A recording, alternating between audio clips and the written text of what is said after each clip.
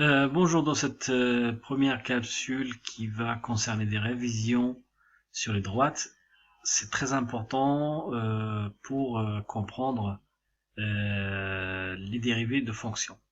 Alors, l'objectif, ça va être de partir d'une équation de droite, qui ce qu'on appelle l'équation réduite. On va voir dans un autre cours qui est d'autres formes d'équation de droite, à ne pas confondre avec l'équation de la fonction affine, et aller de là vers le graphique et aussi revenir du graphique vers l'équation. Donc dans un premier temps, on va voir comment on établit l'équation d'une droite à partir d'un graphique. Alors, ce qu'il faut savoir, que ce petit m, ça s'appelle le coefficient directeur, qui est en quelque sorte la pente.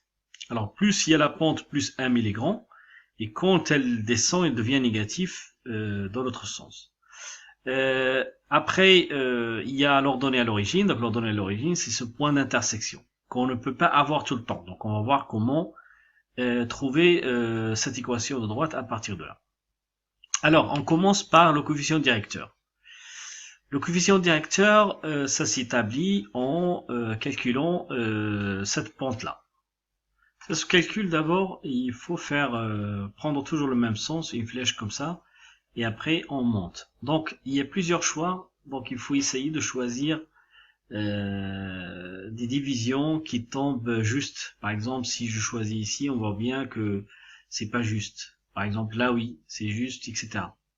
Donc moi j'ai choisi ceux-là, c'est pas le plus simple, il y avait plus simple, par exemple celle-là et celle-là. Voilà, après vous allez voir que ça donne le même résultat normalement. Donc si je fais comme ça, donc je commence toujours par y plus parce que ça va dans le sens de l'axe des ordonnées. Donc je vais faire un plus 4. 1, 2, 3 et 4. Après pour x, ce sera toujours positif, donc il y en a 6. 1, 2, 3, 4, 5, 6. Et après, si je réduis cette fraction, ça va donner 2 tiers. Donc là, ça c'est le coefficient directeur, qui est positif, donc parce que la droite, elle est en train de croître.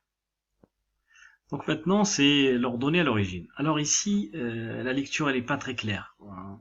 Donc la meilleure façon de trouver l'ordonnée à l'origine, c'est de prendre un point et remplacer par ses coordonnées le plus simple possible. Par exemple, là, A, 1, 1, c'est simple. Donc on va remplacer Y par 1 et A par X par 1, pardon, et résoudre cette équation. Donc sachant parce que A appartient à la droite, donc ces coordonnées vérifient l'équation. En fait, c'est la définition de la droite.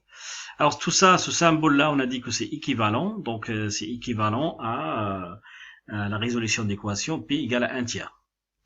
Et donc l'équation finale, ça va être 2 tiers x plus 1 tiers. Voilà, c'est la première direction à faire. Donc retenez, il y a plusieurs méthodes, mais retenez celle-là au moins pour, à partir d'un graphique, trouver l'équation.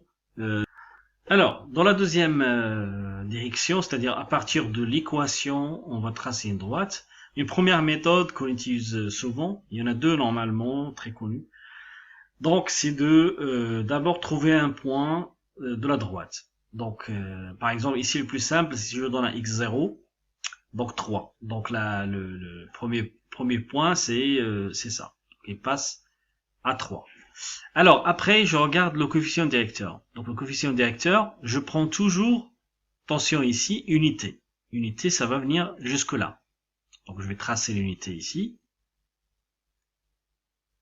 D'accord. Après, puisqu'il y a le moins, donc on descend vers le bas.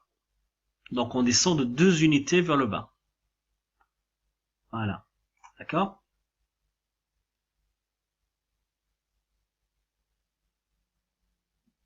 Ok. Donc, le deuxième point, il va être ici. Donc, si je veux tracer ma droite, elle passe par ce point, et donc la droite, elle va être quelque chose qui est fait comme ça. Donc, il est un peu, voilà, c'est ça ma droite. Voilà. Donc l'autre méthode, c'est de faire un tableau, tout simplement un tableau, un petit tableau. Donc ce tableau-là, Voilà, un tableau comme ça, et ce tableau-là, on donne toujours les mêmes abscisses, 0 et 1, et on trouve les ordonnées en fonction de l'équation. Donc si x prend 0, donc là, ça va être 3, et si x prend 1, donc ça fait moins 2 plus 3, donc ça fait 1. Voilà. Et donc là, on obtient 2 points. Alors vous allez dire, moi, comment vous avez choisi 0 et 1? Ben, c'est les points les plus faciles à calculer. Vous pouvez choisir d'autres, ça donne le même résultat. Donc moi, j'ai choisi 0, 1, c'est tout simplement pour simplifier les calculs. Et donc, mon A 0,3, donc mon A, il passe ici. Donc là, ça tombe ici, le A. D'accord? Et mon B, c'est 1, 1. Donc 1, 1. Et donc il tombe sur la droite.